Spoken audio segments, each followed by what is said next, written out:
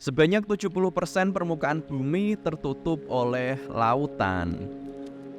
Meskipun kita telah mengetahui banyak hal tentang laut, tapi apa yang ada di dasar lautan masih menjadi misteri yang belum terpecahkan. Kondisi di dasar laut benar-benar mengerikan.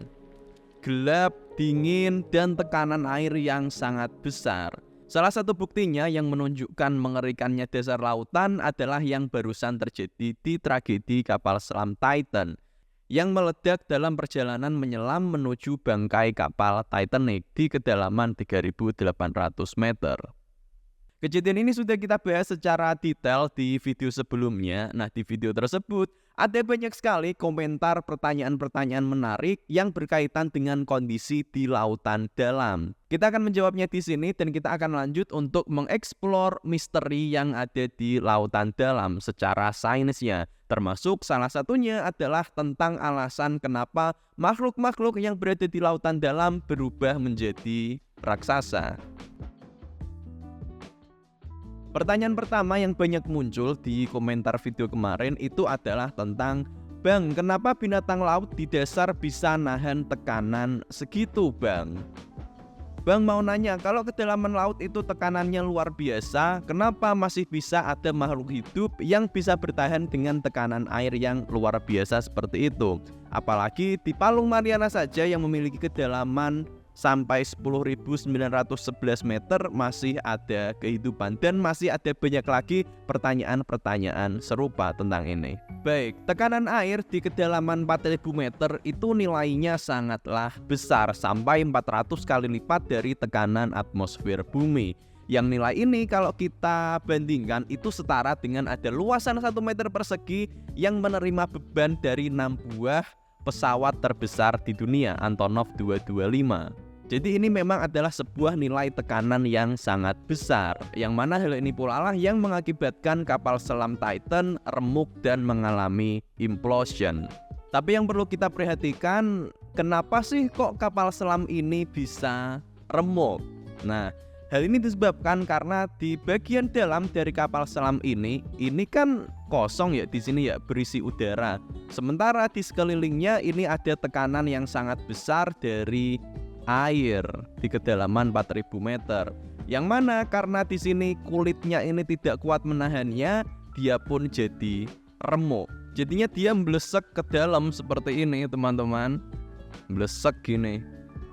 Nah, ini yang terjadi pada kapal selam Titan karena dalamnya ada udaranya dan kulitnya tidak kuat menahan. Nah, sementara itu pada ikan-ikan atau makhluk-makhluk di kedalaman 4.000 meter, apakah di dalam tubuh mereka ada kolom udaranya seperti itu? Enggak kan? Justru yang ada di dalam tubuh mereka isinya juga adalah air, cairan. Ilustrasinya gini, katakanlah ini ada sebuah makhluk air di kedalaman, dia punya mulut di sini, terus ini katakanlah di dalam tubuhnya. Katakanlah ini bagian mulutnya yang mana air pun bisa masuk ke dalam tubuhnya. Maka yang terjadi di sini ketika dia berada di tekanan yang sangat tinggi, airnya menekan seperti ini, dari dalam tubuhnya ini pun dia mendorong keluar, menahannya. Jadinya tidak terjadi remukan di sini, tubuhnya nggak remuk. Karena dari dalam pun udah ada airnya dengan tekanan yang sama sehingga netral. Ditambah lagi jaringan di dalam tubuhnya ini pun menyesuaikan sehingga dia memiliki ikatan-ikatan protein yang jauh lebih kuat dan memiliki nilai tekanan yang tinggi. Jadi ibaratnya kulitnya pun di sini memberikan dorongan ke arah luar untuk menahan tekanan yang mendorong kulit ini. Di setiap titiknya yang mengakibatkan di sini organ dan jaringan tubuhnya pun bisa mengatasi tekanan yang besar. Makanya mereka bisa bertahan hidup di kedalaman 4.000 meter di bawah permukaan laut. Kondisi ini pula yang mengakibatkan bentuk tubuh mereka berbeda dari makhluk air yang ada di permukaan. Nah, tapi karena hewan-hewan ini didesain untuk tinggal di tempat yang bertekanan tinggi, hal yang aneh justru terjadi ketika mereka diangkat ke permukaan. Yang hal ini mengakibatkan jaringan tubuhnya, organ-organnya, karena ini nggak ada lawannya lagi dari luar ya, dia akan melebar teman-teman, jadi mblenyek nanti ketika diangkat keluar itu seperti ini di semua bagian tubuhnya, karena udah nggak ada lawan lagi kan. Makanya hewan-hewan laut dalam ketika diangkat ke atas permukaan bentuknya akan jadi sangat aneh.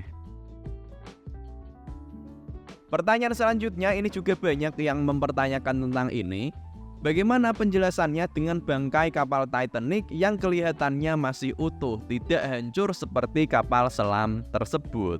Maaf bang, mau tanya, kalau emang benar tekanan di bawah laut di 4000 meter tekanannya sama dengan Antonov 6 buah, tapi kenapa sisa rongsokan Titanic yang udah rapuh tidak hancur ya? Mohon dijawab. Ini yang pertanyaan yang ada di otakku.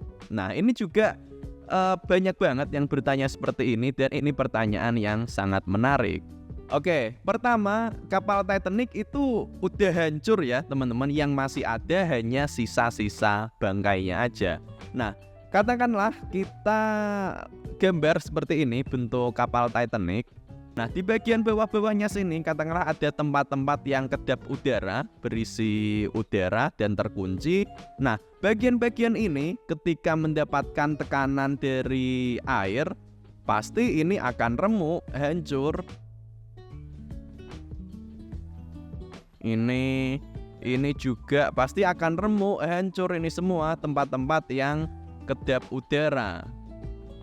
Tapi untuk komponen-komponen biasa yang nggak ada udaranya di dalamnya, ini beda ini.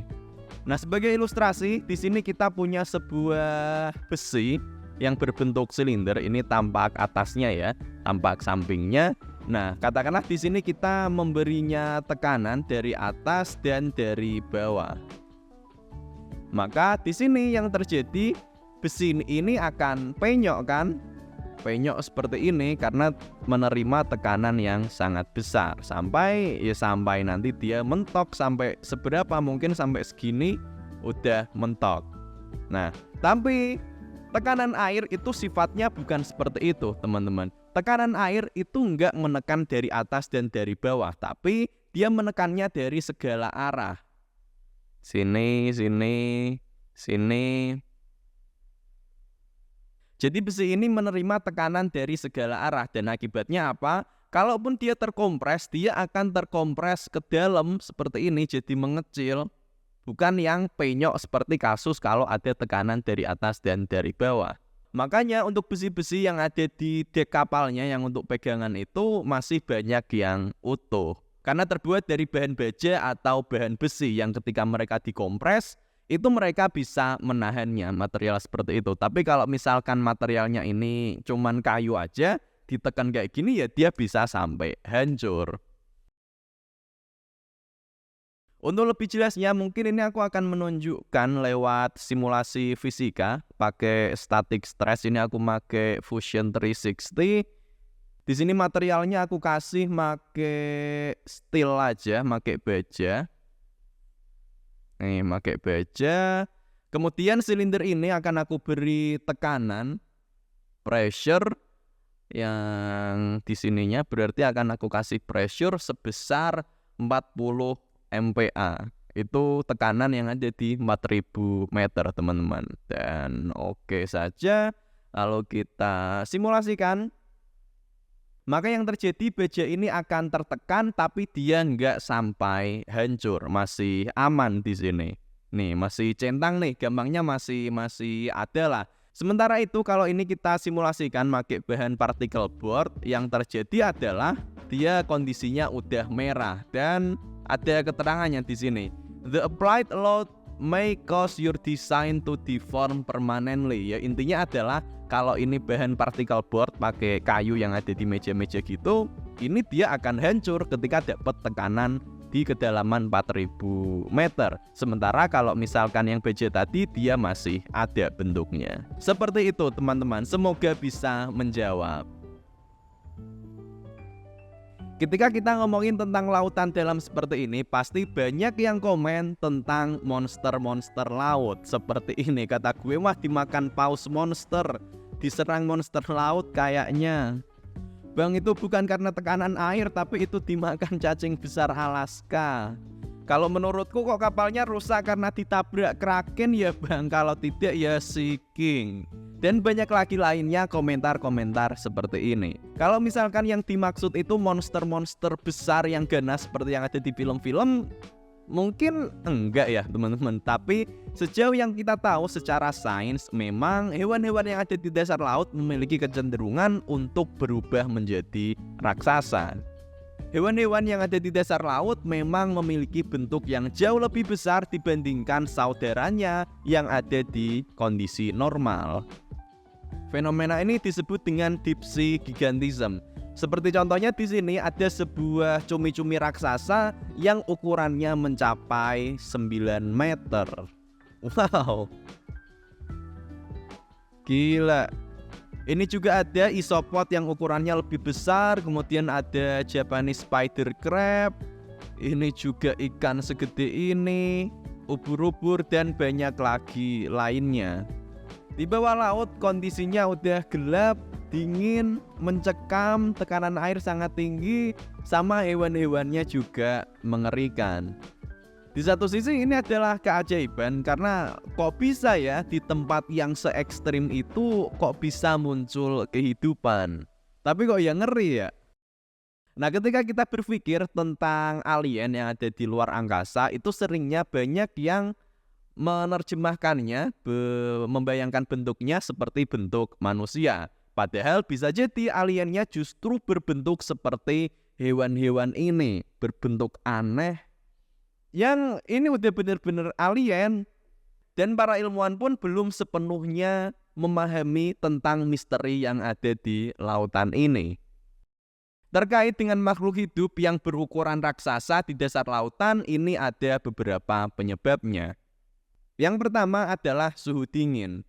Makhluk yang berukuran besar dapat menyimpan panas secara lebih efektif daripada makhluk yang berukuran kecil. Yang mana di kondisi lautan yang dalam suhunya kan memang dingin sehingga kemampuan untuk mempertahankan suhu tubuh ini sangat krusial. Dan itulah kenapa makhluk-makhluk dengan ukuran yang lebih besar bisa survive daripada yang berukuran kecil.